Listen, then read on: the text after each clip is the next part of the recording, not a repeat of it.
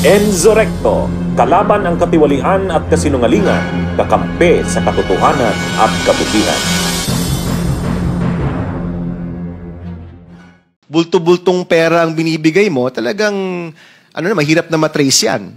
But if you require on the blockchain na yung ibang mga recipients, for example, dapat direkto mong bilhin yan sa mga suppliers ng semento o ng hardware store or what, may resibo, at least matitrace mo yan na talagang nagagamit ng maayos yung pera, no? Attorney, tama ba ako? Yes, tama po.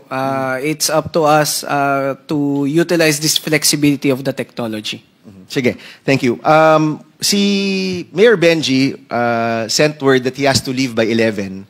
So we'll ask him to go ahead, no, with apologies to Tiwala and Bayani Chain. So Mayor Benji, bago niyo po ikwento yung initiatives niyo po sa Baguio, dahil alam ko po, nagpaplano na po rin po kayo mag-blockchain. Baka pwede rin po kayo magkwento ng konti sa aming lahat dito, yung inyong 2 linggo nag-iimbestiga ng mga katiwalian sa ating bansa. Ano po yung mga nakita po ninyo, ano po yung mga nais nyo pong i-share rin po sa amin?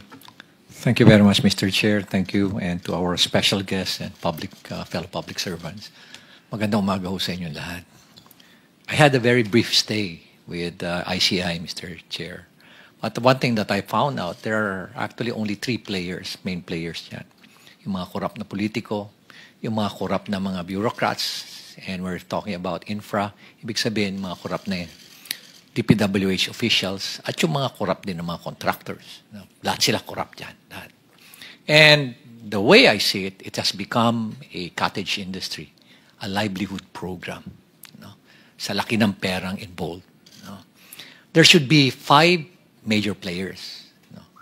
Yung funder, which usually yung mga lawmakers, the DPWH at yung mga contractors, local government, at yung community. Pero in is out, yung last dalawa. So sila lang nag-uusap. Most of the time, when we ask them, bakit hindi kayo transparent sa records? Bakit hindi nyo ilabas? Ang lagi nilang sinasagot is, paano kung i-alter nila? Paano kung baguhin at sirahin kami sa social media? So ibig sabihin, anong mechanism? And that's the reason why we're pursuing this, itong transparency and accountability mechanism. And na-introduce nga itong blockchain sa amin. So, pag in-introduce mo, sinabi mo na sa mga official na yan na, bakit hindi nyo i-blockchain? Wala na silang rason. Kasi very weak yung kanilang alibay. Nasabihin na, hindi namin gagawin yan kasi baka nakawin. O kaya baka i-alter para sirain pa kami. So, it's a very weak alibi, pero may rason pa rin sila. May lusot sila. I was really surprised when suddenly I was asked, or there was a press conference, without even consulting me, calling for me, and it was actually a hastily arranged press conference. Then suddenly, binabanggit na doon na, I'm not an investigator, I'm just a legal advisor, when in fact, sila naman ang gumawa nung designation na yun, legal advisor and investigator. So there were contrasting na mga pronouncement. Kakayanin ko pa yun tatanggapin ko pa yun tatanggapin ko rin na wala akong authority over the PNP CIDG, which is true.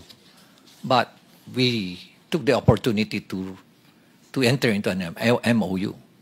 Nakipag-MOU kami to our initiative. Nag-MOU kami with PNP, with forthcoming yung sa NBI, with civil engineers, with IBP, mga lawyers. Ang dami mga volunteers. Even with structural engineers, meron din with watch group with M4GG. Para at least everybody, it's a whole of the nation approach. Kasi nga overwhelming. One thing that I found out is, I anticipated that it's widespread. But the level, the depth, and the magnitude is really overwhelming. That hindi mo kakayanin ng 1 taon, 2 taon to investigate because it's in thousands of cases. Sabi ko nga, it became a cottage industry. Sa isang probinsya nga lang, sabi mo, isipin mo mga 50 ghost projects, 40 ghost projects. O kaya undocumented na mga projects, umaabot sa 9,000. Sa isang probinsya pa lang yan. Paano pa kaya sa ibang probinsya? At ang isang ng mga nakikita namin doon is, why is it na ang lumalabas sa NEP for a particular district 1 point something million lang ang hinihingi mo. I have the records. Or 2.5 lang sa President's budget. Then suddenly, pagkalabas dun sa GA, bakit umabot na ng mga 21 billion?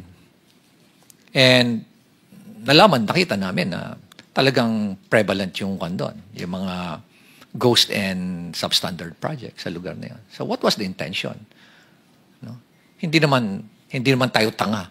Nangyayari dito lumalabas na tanga ang Pilipino, kaya pabayaan mo na lang sila. Hindi na nila mapapansin yan. Nakakainsulto isipin. Nakakainsulto. Okay. Balikan ko uli yung press con na yan. Nilabas. And then, suddenly, tinabi na may conflict naman ako, being the mayor, and at the same time, being a member of the ICI. By the way, I'm not a member of the commission. I'm not a commissioner there. In fact, sila nga yung gumawa ng workaround nun na legal advisor investigator. Pero inis out na ako doon eh. Tinanggal na nila lahat. And then suddenly, here comes a below the belt naman na accusation na dahil merong project si Diskaya doon at maanumalyang tennis court. Sobra na yan. Yun na hindi ko matake. Di ba? Parang pinapalabas mo pa na korap ako. Yan na, mag-aaway na tayo dyan. Ano? Sa unang-una, sabihin ko nga, kung bulok ba ako, lalabanan ko yung mga very powerful na tao dyan. Diba? You have to make sure that you have the moral ascendancy bago mo labanan yung mga tao. Otherwise, masisira ka din. So nonetheless, I think I struck a nerve. No? I don't like to, expound further. But I believe I struck a nerve or several nerves na they panic at kaya ganun ngayon nangyari. So, I would like to end yung aking experience dyan sa ICI. But one thing that I can say is that there's no transparency. There's no transparency whatsoever. Nakita namin yan ni Secretary Vince. Tinago lahat. Mayor, nabanggit mo kanina yung below the belt, yung hindi nila kapalit yung pagpasok mo sa ICI dahil dun sa mga tennis na project. Yeah. Hingi lang kami ng more details. Sino yung nasa likod noon or may idea ba kayo bakit si Mayor? Well, siguro ayoko nang balikan, Pero yung pagkakagawa kasi nung pag-hold ng press conference na yun, okay na yung ibang mga issues eh. Yung I'm not an investigator, I'm just an advisor. Maski na kinontradict na nila yung mga sarili nila, pati yung I don't have authority over the PNP. Kailangan ko sila, di ba? As investigator. Kailangan ko, I cannot do it alone. Thousands of cases yan. And I don't have the reach.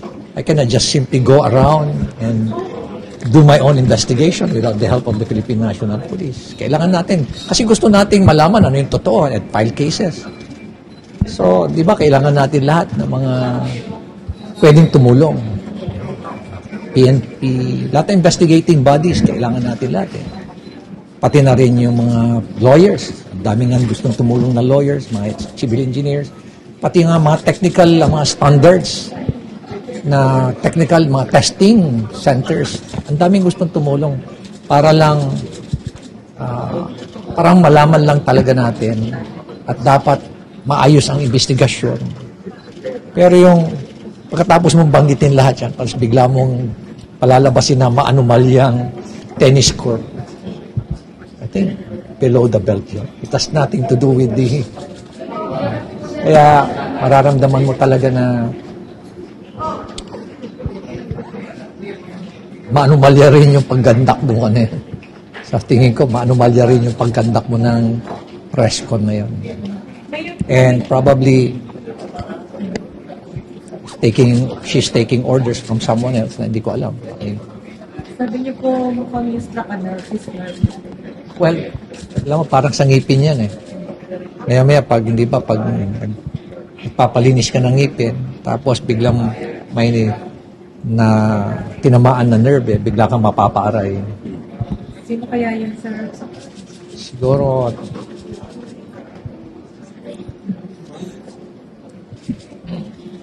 any more questions? Pero sa inyo po, Mayor, credible pa rin naman yung investigation ng ICI. O naman. Ako, naniniwala pa rin ako na magiging maayos pa rin yan. Nandiyan naman sila, Secretary Babes, si Chairman Reyes, si Ma'am Rosing, at ito, parating nga si General Asurin. Sa tingin ko, basta tuloy-tuloy lang investigasyon. Huwag lang i-re-rain. Magiging credible din. Say independent pa rin po yung investigation ng committee. Wala pong pressures from any outside force. Nung nandun naman kami, wala namang pressure actually. Nakapagtataka lang bakit biglang ayaw ko mag-imbestiga. The mere fact na sinabing, you're not an investigator, you're just a legal advisor. So, ibig sabihin, simple lang yun. Huwag ka na mag-imbestiga. Yun ang message dun And you don't have any authority over the PNP, despite the fact na may MOU. Simple lang yung message na yun Huwag ka na mag-imbestiga. So, anong pa purpose ko? Bakit ako nandun? Di dapat mag-resign na lang ako. Can you think of any specific something na na-discover your... I have my suspicion. Pero I won't share it with you. I'm sorry. Pero sir, you will share it with the appropriate body when the time comes. Sir, ano yung masasabi nila sa tennis court po sa Baguio? Yeah, alam mo, pinapa-third party ko nga yun Very transparent kami doon. Unang-una hindi pa namin binabayaran. It's worth about 118 ba yun? 114 million na tennis court. Maganda yung structure nun. Nagkamali-mali lang yung aming... May mali rin yung aming engineers. May mali rin yung contractors doon kasi minadali nila yung finishing Yung structure maganda. Yung finishing lang kasi nga nagalit na ako doon Na ipatawag nyo na yung St. Gerard na yan. Kasi bakit subcontractor ang kausap natin? Ipatawag nyo na, otherwise ite-terminate ko siya, papaklis ko siya.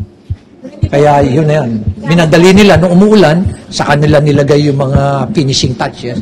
Yun, tuklap-tuklap. Yun. Hindi pa po fully paid yun. Ay, hindi pa. Malaki pa. 26 million pa yung hindi namin binabayaran. Retention, hindi nila makukuha yung retention. Meron silang liquidated damages Umabot na nga ng 5 million At 20,000 per day, that's 600,000 per month. Almost 700. So, ilang buwan na liquidated damages yan. Alam mo kung sabi nga ni Diskaya nung nakausap namin sila noon Sabi niya, ngayon lang siya, bihirang-bihiraw daw siya makamit ng LGU na walang hinihingi sa kanya. Pero nakuha po yung project through bidding sir. Very open yan. Very transparent siya. Walang kaduda-duda Sa Baguio kasi bawal Bawal kang magkarga doon. At 2022 yon. Wala pa kaming alam dyan sa mga St. Gerard na yan o mga Timothy na yan. Wala kaming kaalam-alam sa kanila. Sa mga Diskaya, wala kaming kaalam-alam na may mga kalokohan pala sila.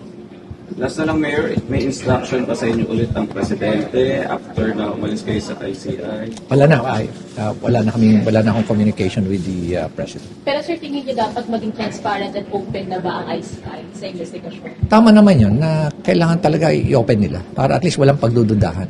Pero ako na mismo nagsasabi kasi nag-a-attend naman ako ng hearing Although umiikot din ako, tapos nag-a-attend din naman ako ng hearing, wala akong nakikitang pinagtatakban doon Kaya nakikita kong kumbaga may anomalya. Wala. Malalaman ko naman Thank you, Mayor. Thank you po. Bunyog, halikan na kasama ka. Bunyog, kapag buklod ay may pag-asa. Luzon, Visayas, Mindanao, isa ang pananaw. Sa bagong Pilipinas ang bunyog isisigaw. Bunyog.